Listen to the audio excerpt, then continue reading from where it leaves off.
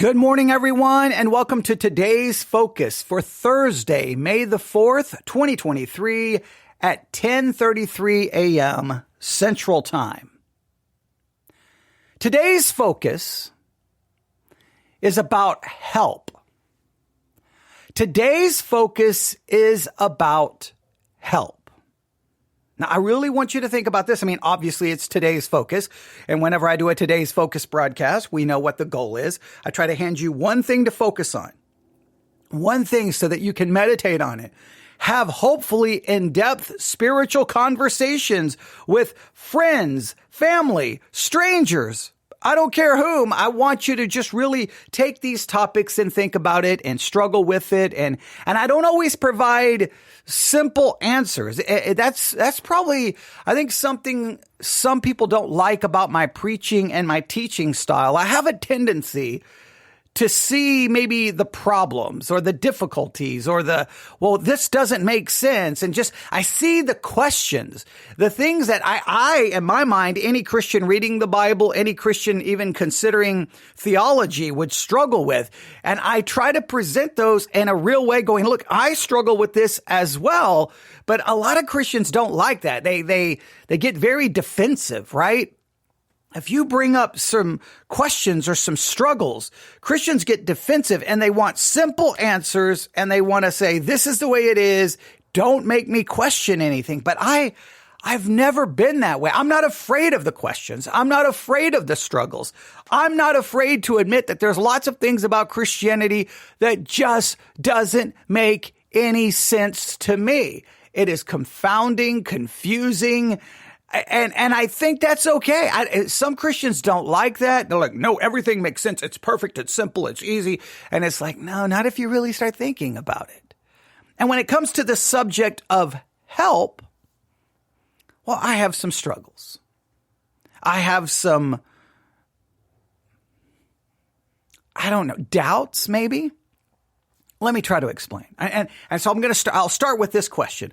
Then I'll explain. Part of me wants to just kind of jump into trying to explain why I'm thinking this way. But I guess I really want to start with handing you a question. And I really want you to think about it. Now, I know your natural inclination, if you are a Christian, well, it's just going to be naturally what you're going to want to say is, well, absolutely. You're going to want to answer in a resounding affirmative answer. Yes, absolutely. How dare you even question that? But I struggle. So let me ask you.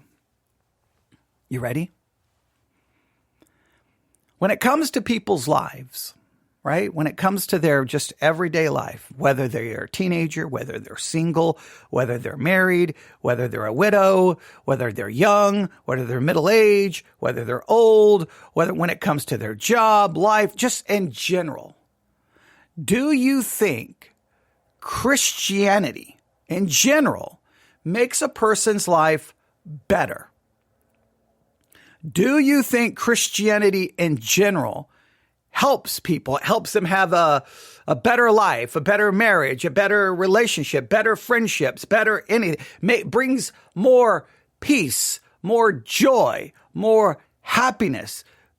Now, this is the key word. Do you think it actually is helpful, or do you think it's hurtful, or do you think it's kind of neutral? Now, the reason I say this is, a lot of people contact me. I get lots of, people email me, contact me. And a lot of times they share, and they're Christians. I know the go-to answer for many Christians, the way to always to get Christianity off the hook or to get God off the hook is like, well, they're probably not even saved. They're not, if they were really saved. And I can't stand that. That's the way we get out of everything. Just immediately someone does something or something is not working the way we think Christianity is supposed to work. We just throw them out of the body of Christ and say they're not saved. And then we can say all the people whose lives are perfect and great, they're saved because we got to maintain the image. We got to maintain the info commercial, right? So, but the reality is I have a lot of people who email me who are Christians, right? And when they begin to describe things about their life, maybe loneliness, anxiety, worry, that's just things in their lives or relationships, their marriage, whatever the case may be, you hear in stories about things that just you're like, what? Well, could Christianity fix that? Could Christianity really overcome that? Can Christianity make it better? Can it? And if it doesn't, is the issue Christianity? And I'm just using that term in general just to describe the teachings of Christ and doctrine and theology. Or does it actually make it worse? In other words, does Christianity, let me state it this way, does Christianity, if this makes sense, does Christianity replace the old problems with new problems? Does Christianity replace the old issues with new issues? I think that's a very important question for us to consider. I think it's something that we need to really, really, really think about. And I want you to just today, I want you to consider, think of it this way. This is something I would challenge you to do. Take a piece of paper today.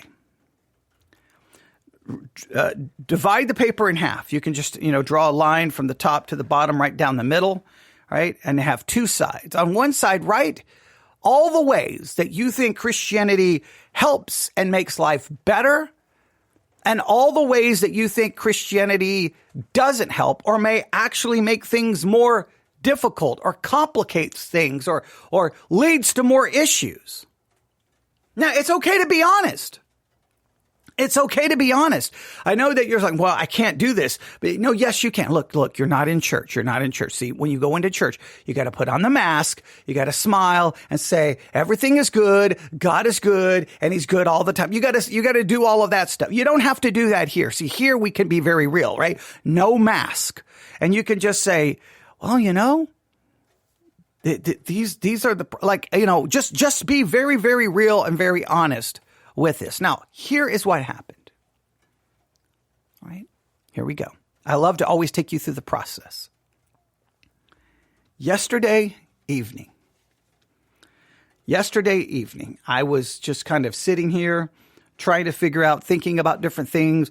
Do I want to do a live broadcast? Just a lot of different things I was thinking about.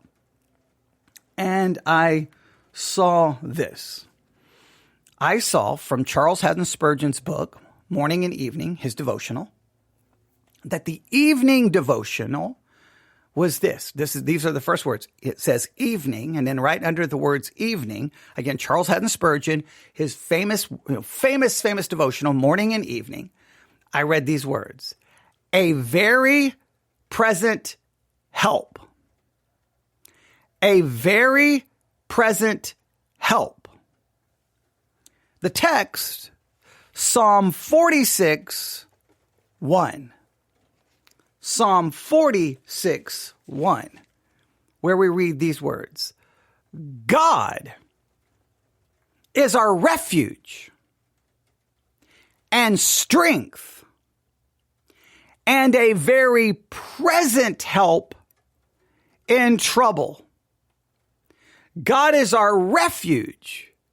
He is our strength, a very present help in trouble. And I know, I'm not supposed to say this. I stopped and I said out loud, how is God a very present help? How is God a very present help in trouble? Like, how is God my refuge? How is he my strength? How is he a very present help in trouble? When trouble happens in life, when things are not going well, when things are falling apart, is he there? How does he help? How does he manifest that help? How does it show up?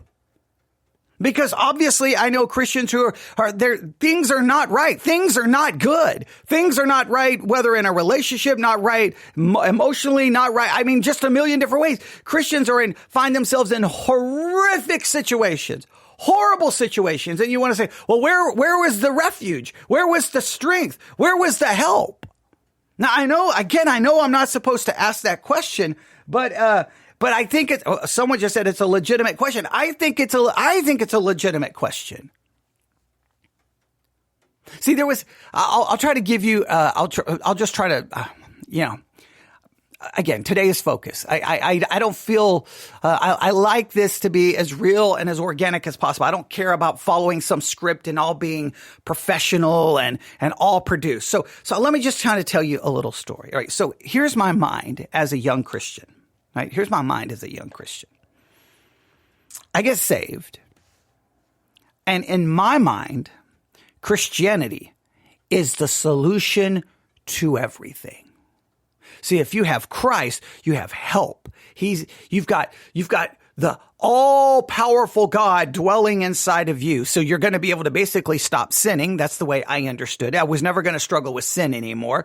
Life was going to make sense. God would be there in any situation I found myself. God would remove me from the situation. He would fix the situation because God is now on my side, right? He is for me. Who can be against me? God is my help. He's my shepherd. He's my defender. He's my rock. And all of these things. And I was like, okay. So I immediately took out thinking, okay, God's going to fix all of these problems. Well, most of you know the story of my life. I had not been saved super long. And the next thing you know, boom, I'm taken out of I'm living with a different family because of how bad things are in my family.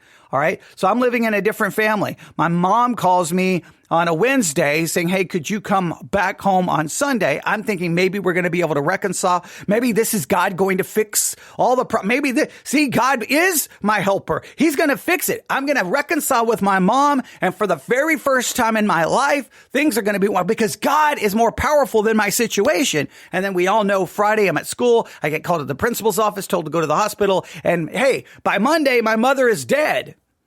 Okay, gone. Well, where's my help? Well, where's my help? Where's my help? Oh, and when I walk into the waiting area, nobody in my family will speak to me. Yeah, that's wonderful. Okay, so that's a total, utter, complete disaster. Everything's falling apart in my life. We know how bad things get. Things go just it's a downward spiral. I try to kill myself. 8 weeks in a psychiatric hospital. It's a total mess. Now, there was a part of me that said, well, God was present with me in the psychiatric hospital. And I tried to convince myself, so God was helping me somehow, right? I was like, okay, God is helping me somehow. Well, then the quote unquote relationship I'm in there, it blows up, it falls apart. Okay, I end up back at home. And then I'm one night, I'm standing there, I'm in the kitchen. I'll never forget it. There's my brother, there's my sister, and there's my father. And I'm thinking, well, you know what? See, God's going to bring the family together here. So now we're going to have a good relationship with my father for the first time. Okay. So through that pain, through that tragedy, he's going to make it all better. And I was all excited. I'll never forget that. If I could take you to the house, I could tell you exactly where I was standing. I would be able to go to the very spot on the floor. It's how much it's burned into my brain. My brother was on one side of me. My sister was on the other. My father was right there. I think we were getting ready to eat pizza. And I was like, this is it. We're going to at least be. And then it felt like 24 hours later. I know it wasn't 24 hours later, but within weeks, my dad brings in this other woman. She's got 4 kids, 5 kids. And that's it. I mean, there's no more relationship with my father. It's over. And then everything just falls apart. And then that's it. I mean, no relationship with my father. So God didn't fix that. Didn't help. In fact, that situation got so bad. I mean, that thing just turned into a total mess. I mean, it was just a downward spiral into anything. My sister becomes a complete full-blown drug addict and almost destroys her life. My brother goes through all kinds of his problems. I finally join the military and get out of the entire situation. The whole thing turns into a mess. And then my father dies of cancer. So there was never any real true reconciliation, nothing. Where did God help that situation? But in spite of all of those experiences, I still had this weird vision of Christianity. Let me give you an example.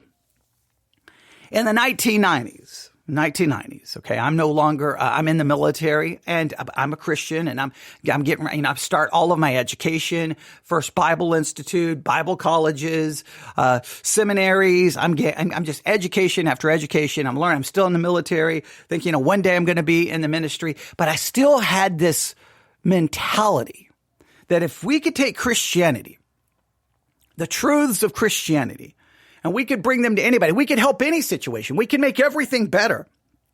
It would fix anything. So I always envisioned, and this is just because maybe of the music I was listening to, things I was reading, maybe the news, but I always thought of certain places in the country, in the inner city, where there were gangs, violence, drugs, prostitution, like the places that were supposedly so scary. I thought, I wonder if someone could take the gospel there, would it just fix it all? Like the drugs would go away, the prostitution would go away, crime would go away, there would be love and peace. Like that somehow Christianity could just fix it all. There's a part of me that truly, truly longed to hold to that and believe that. And then I was like, well, is that the way it's supposed to work? Well, I still think that way. I look into my own life and the lives of Christians all around me and just see marriages falling apart.